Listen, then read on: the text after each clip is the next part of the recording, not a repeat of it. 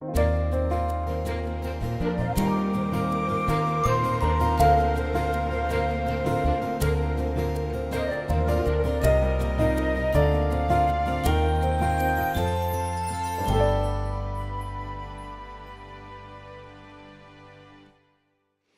temos aqui o nosso gráfico.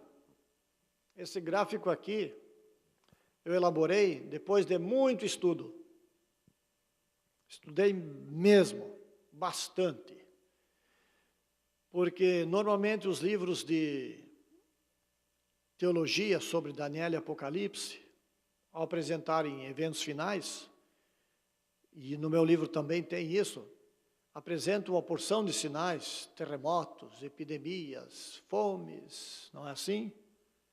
Guerras, rumores de guerras, e tudo isso faz parte. Com o prenúncio da volta de Jesus e no contexto do grande conflito. Mas nós selecionamos esses aqui, que eu julgo de suma importância para nós hoje, e a gente parece que se acomodou. E não se apercebe do que está ocorrendo, o que deverá ocorrer, e por conseguinte, muita gente boa vai ser pega, desprevenida e despreparada. Por isso Jesus Cristo disse várias vezes, vigiai. Ele contou várias parábolas em São Mateus 24 e 25, sobre a necessidade constante de vigiar, porque a volta de Jesus é quando ninguém sabe. E ontem eu mencionei sobre a queda do comunismo, vocês lembram? Da noite para o dia, quando ninguém esperava, caiu o comunismo. E a senhora White menciona que os últimos acontecimentos serão rápidos. De repente dá uma reviravolta aí que a gente nem espera. E vem as leis dominicais, a gente não está preparado, não tem a mínima ideia para onde é que vai, o que vai fazer. E Deus quer nos poupar tudo isto. Não é questão de a gente ficar apavorado com as coisas horríveis que vão acontecer. Mas é questão de a gente mentalizar e se preparar emocionalmente e espiritualmente, de um modo especial. Muito bem. Só recapitulando um pouquinho aqui, nós estamos vivendo hoje em dias das nações iradas e do ecumenismo que vai até a volta de Jesus. Em algum ponto, Satanás vai personificar Cristo, teremos leis dominicais e perseguições. Na fase mais branda, não pode comprar ou vender, e com outras penalidades, vamos dizer, suaves, em relação ao que virá. Mas já serão coisas fortes. Aí fecha-se a porta da graça, vem as pragas, lá pela quarta praga o decreto de morte. E quando pensarem em matar todos os filhos de Deus, Cristo aparece. Ou vem a quinta praga e Cristo aparece. Presentemente estamos vivendo dentro da igreja, a segunda coluna ali acontece dentro da igreja. Esperamos a chuva serôdia para qualquer momento. Com isto, os crentes estarão capacitados a pregar o evangelho em alto e bom som, a todos com quem entram em contato. Temos a sacudidura, que nós já mencionamos, o encerramento da terceira mensagem e o selamento. Eu chamo a atenção de vocês um pouquinho para o encerramento da terceira mensagem. Abra a Bíblia em Apocalipse 14, versículos 9 a 11.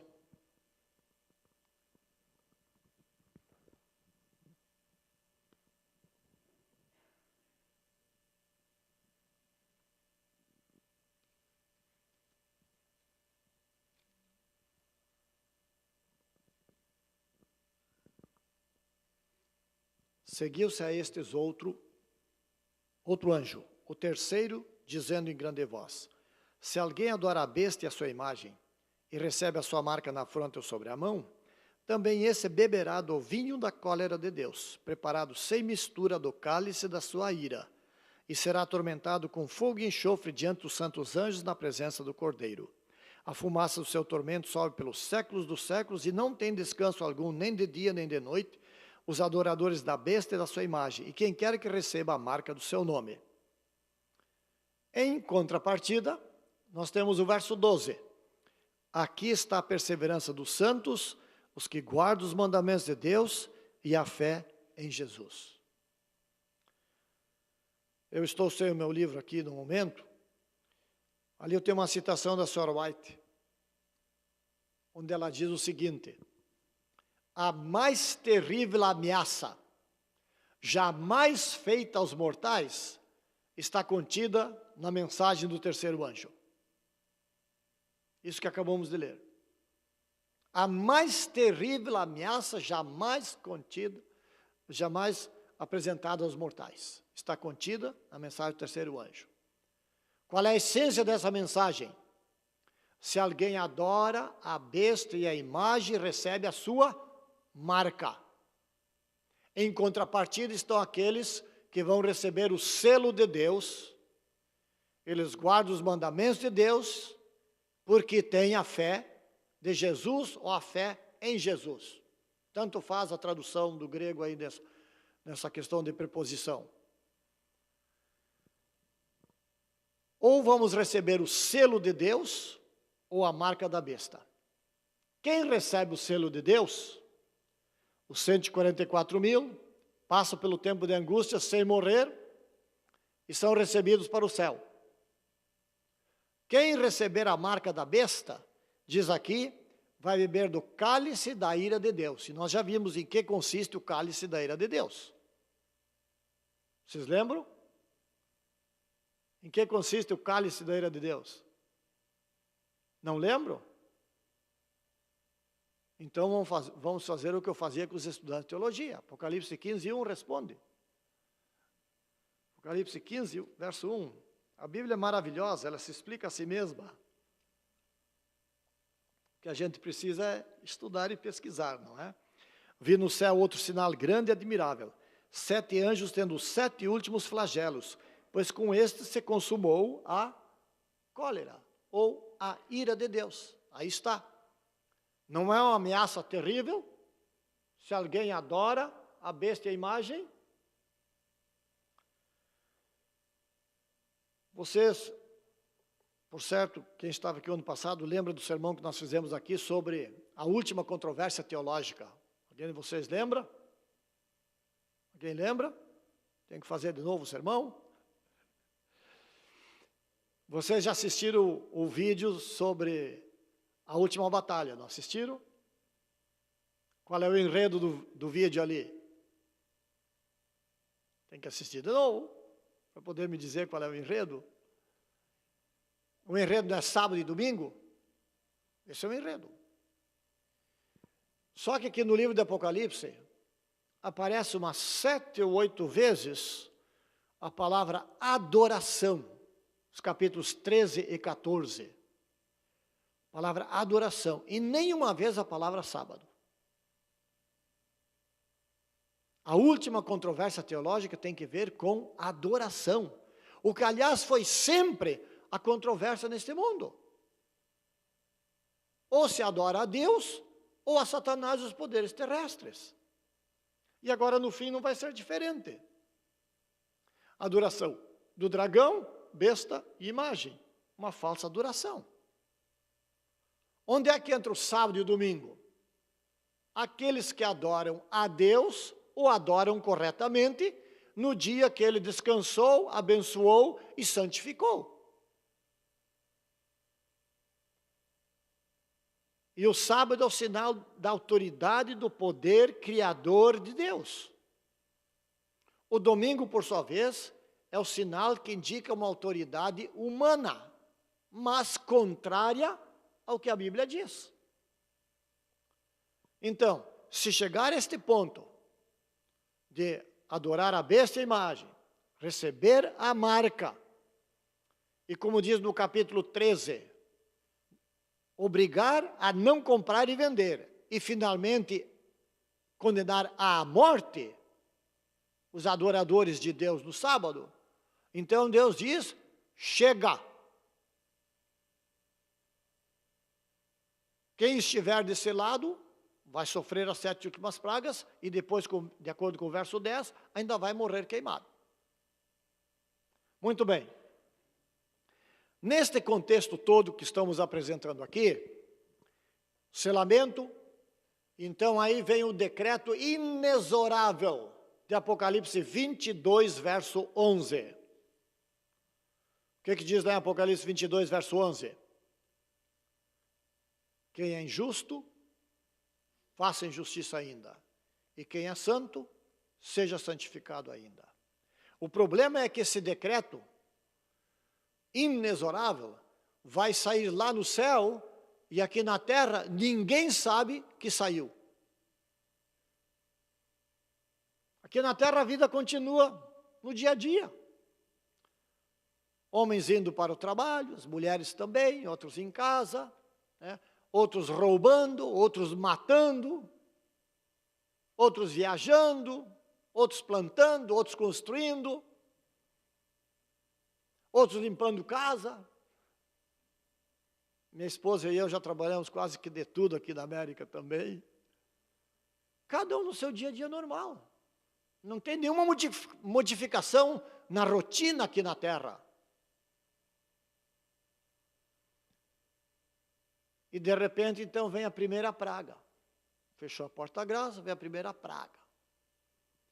E ao vir a primeira praga, a gente que estudou a Bíblia tem uma noção de que a primeira praga são úlceras, más, malignas e perniciosas e incuráveis. E uma boa região da terra vai ficar atingida por ela. As 4 primeiras pragas não são universais, as 3 últimas são. As 4 primeiras, embora não sendo universais, são muito abrangentes. E quando cair a primeira praga, eu que tenho um pouco de conhecimento de Bíblia, eu quero dizer, nós aqui, temos um pouco de conhecimento de Bíblia, opa, essa aí é a primeira praga. Isso quer dizer que a porta da graça já fechou. E agora, se fechou, ou eu estou selado com o selo do Deus vivo, ou eu tenho a marca da besta.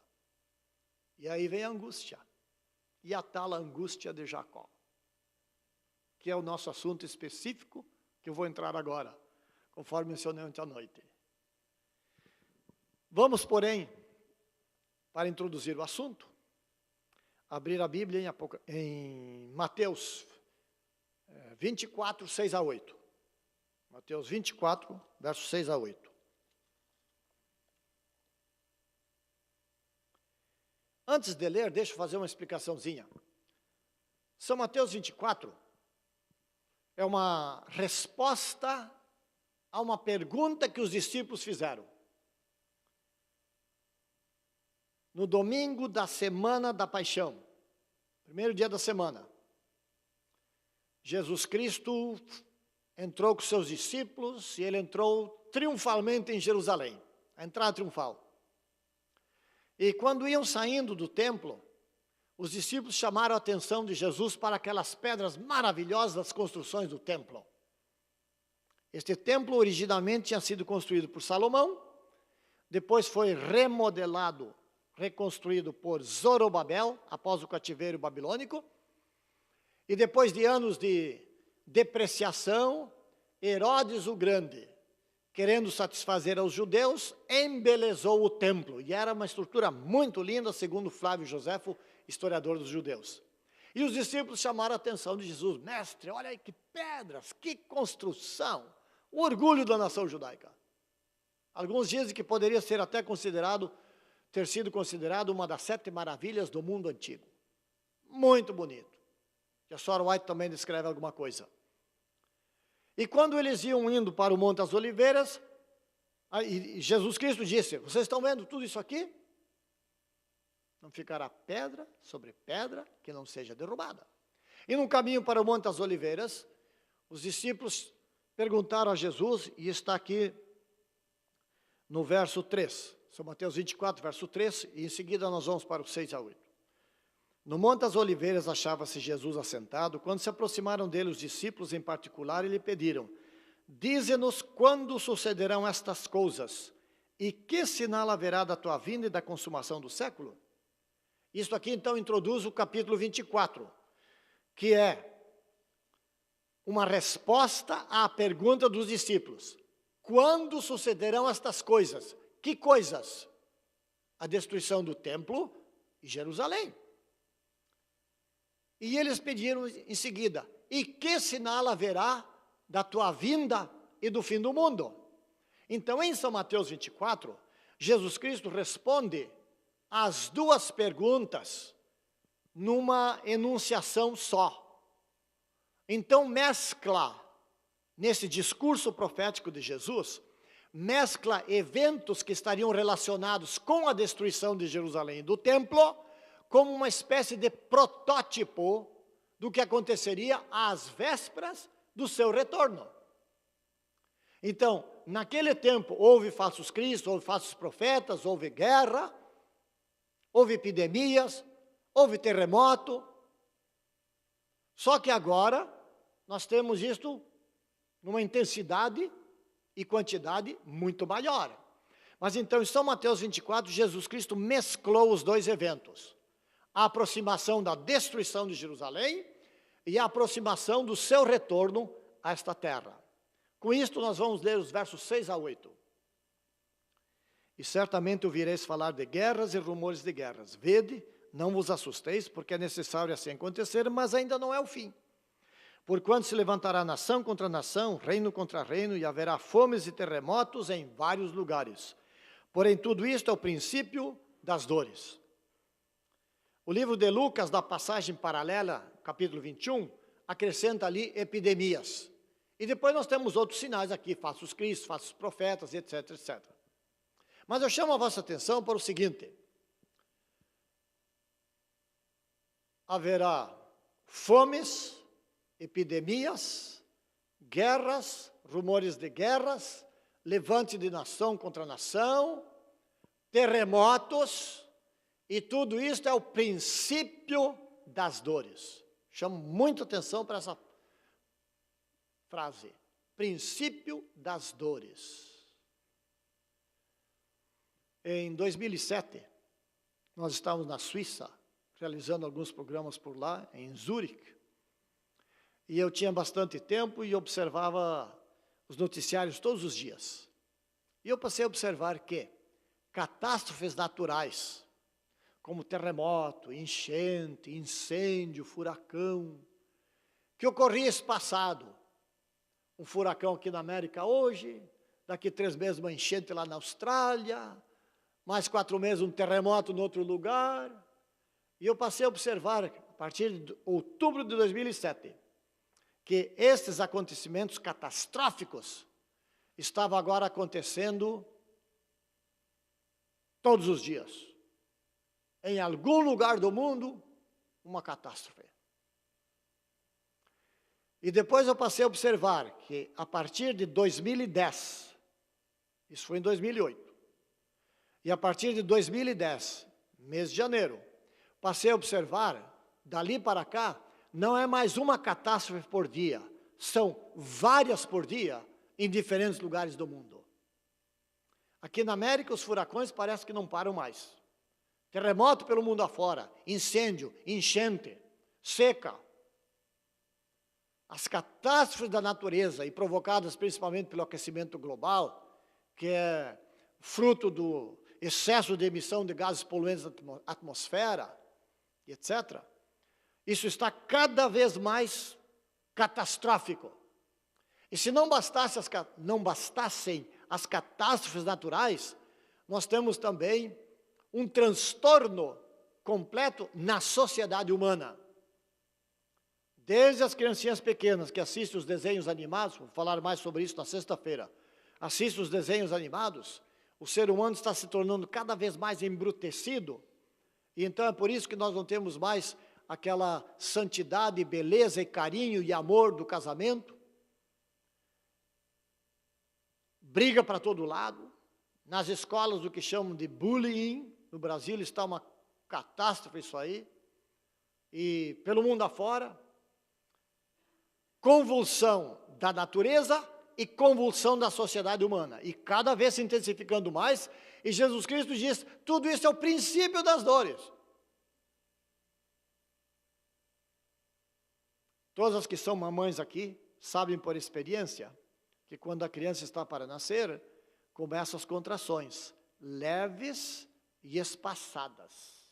E depois, à medida que se aproxima a hora, essas concentrações são mais frequentes e mais dolorosas, até que no meio de muita dor, geralmente ocorre um parto natural. E Jesus Cristo diz que essas calamidades todas, nesta comparação, é apenas o princípio das dores. Se isto é o princípio das dores, sem ser pessimista, eu sou realista, eu gostaria que os irmãos pensassem como serão as dores quando vierem. E eu vou dizer como é que serão as dores quando vierem. E por que elas vêm? E quando vêm? Como serão? E mais que tudo, como escapar delas. Não adianta só ficar com as dores. A criança nasce, não é assim? Estamos vivendo aqui no princípio das dores. Mas daqui mais uns dias vai se fechar a porta da graça. E quando se fechar a porta da graça, as dores começam. Vocês querem saber como serão? Abra a Bíblia em Daniel 12, verso 1. Pode deixar marcado aqui em Mateus, que nós já vamos voltar aqui. Daniel 12, verso 1.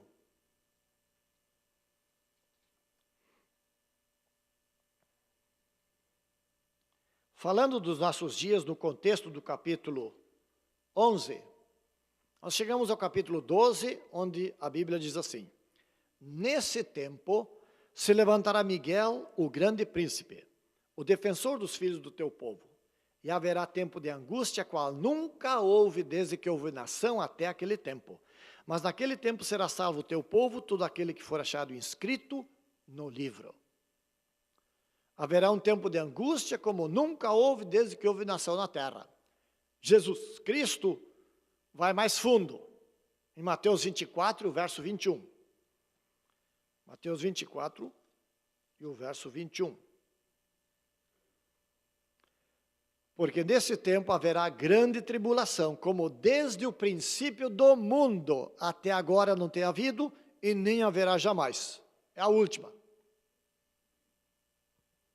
Desde o princípio do mundo, com todas as catástrofes e desgraças e calamidades que se abateram por este mundo, nenhuma é tão terrível quanto a que está pela frente.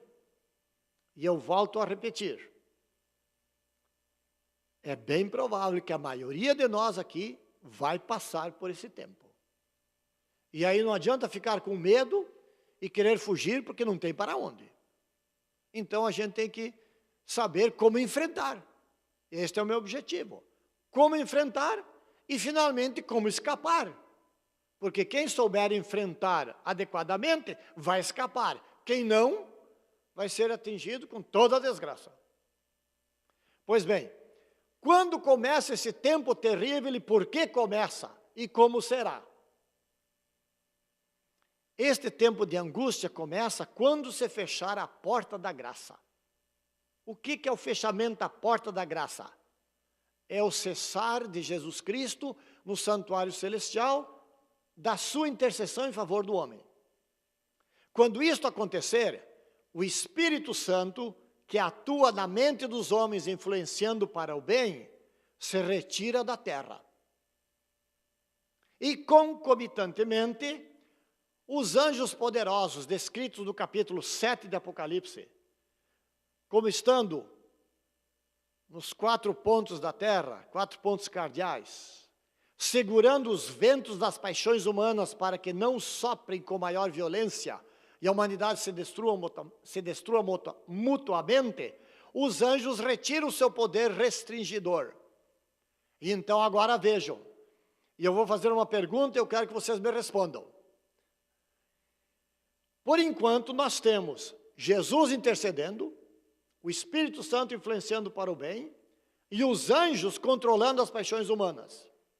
Mas quando se fechar a porta da graça, Jesus não intercede mais por ninguém, o Espírito Santo não influencia ninguém para o bem, e os anjos retiram o seu poder protetor da humanidade. Por conta de quem vocês acham que fica este planeta exclusivamente? Dá para entender como serão as dores? Se agora que nós temos todos esses poderes controlando nosso planeta, nós já temos este princípio das dores que já é bem doloroso, não é assim? A situação do nosso mundo. Imagine quando os poderes celestiais deixarem este mundo na mão dos demônios. O que é que pode se esperar? A senhora White diz que durante esse tempo de angústia, o nosso planeta vai estar numa carnificina total. De tanto derramamento de sangue, porque Satanás se compraz na guerra. E a Bíblia diz em São João 8,44 que ele é homicida desde o princípio. Então nós teremos uma multiplicação, nem a soma. Nós teremos uma multiplicação durante este tempo de terremotos, incêndios, furacões, vendavais, secas, enchentes, uma multiplicação disto.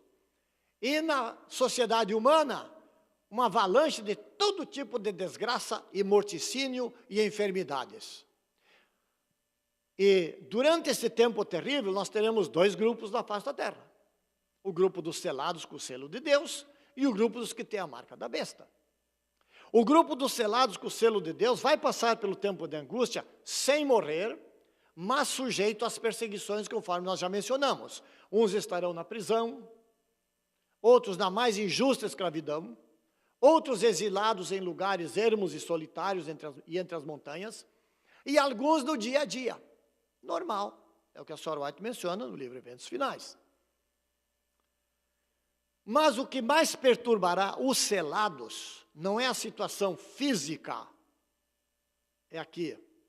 Problema de consciência sem saber se está salvo ou perdido. Isto é que vai ser um tormento. Por isto que, quanto mais perto de Deus nós estivermos agora, menos vai se sofrer depois. Por isso que a gente tem que acertar a vida com Deus agora, porque depois não tem intercessor. Não adianta pedir perdão, não tem ninguém. E isto não é perfeccionismo. Eu quero que vocês entendam isto.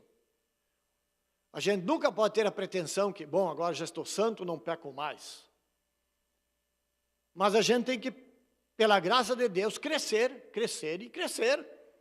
Até que Deus reconhece, bom, esse aqui é alguém segundo o meu coração, como Davi. Apesar de ter alguma falta, mas era o homem que se interessava pelas coisas de Deus e procurava seguir. O pecado de Davi não é desculpa para nós. Quero que vocês entendam isto.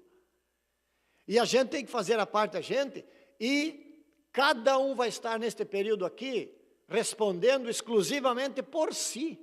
Aí não tem igreja, não tem pastor, não tem família, não tem nada. Cada um estará concentrado em si. Muito bem. Esta é a angústia pela qual os filhos de Deus passarão e finalmente serão libertados. Daqui a pouquinho vem como escapar de tudo isso. Os ímpios, por sua vez, estarão sofrendo todas as desgraças e calamidades da natureza, mais as convulsões da sociedade humana, e se isso não bastasse, mais as 7 pragas. Então vocês imaginam, que angústia terrível será este mundo, Satanás galardoando, entre aspas, galardoando os seus seguidores dessa maneira. E Deus, naturalmente, punindo pela sua parte, em vista da rebelião do ser humano. Agora, no meio de tudo isso, tem uma notícia muito boa. E essa notícia boa está lá em Daniel. Voltemos a Daniel, agora nós vamos focalizar isso. Daniel capítulo 12, verso 1. Nesse tempo terrível, Miguel, o grande príncipe, se levanta, o defensor dos filhos do teu povo. Haverá tempo de angústia, qual nunca houve, desde que houve nação até aquele tempo, mas naquele tempo será salvo o teu povo, todo aquele que for achado escrito no livro. Que notícia boa, meus irmãos e amigos. Miguel, que é o próprio Cristo, se levanta e defende o seu povo. Especialmente na hora de maior aperto, quando vier a condenação à morte, os decretos de condenação à morte, então Deus se levanta, Miguel se levanta, e através da 5ª praga, que são trevas, como já mencionamos, então começa agora a pôr em xeque a atuação dos demônios e do ser humano. E quando vier a quinta praga, a senhora White menciona no livro Grande Conflito, palavras textuais. Com brados de triunfo, zombaria e imprecação. Multidões de homens maus estão prestes a cair sobre a presa, quando eis um denso negror mais intenso do que as trevas da noite, cai sobre a terra. O arco-íris da promessa parece cercar cada um dos grupos em oração. E da turba assassina ela diz, é esquecido o objeto de sua ira sanguinária. E agora, estes que antes estavam tão jactanciosos, prestes a cair sobre a presa, eles ficam espantados com essa terrível escuridão. O que é isto?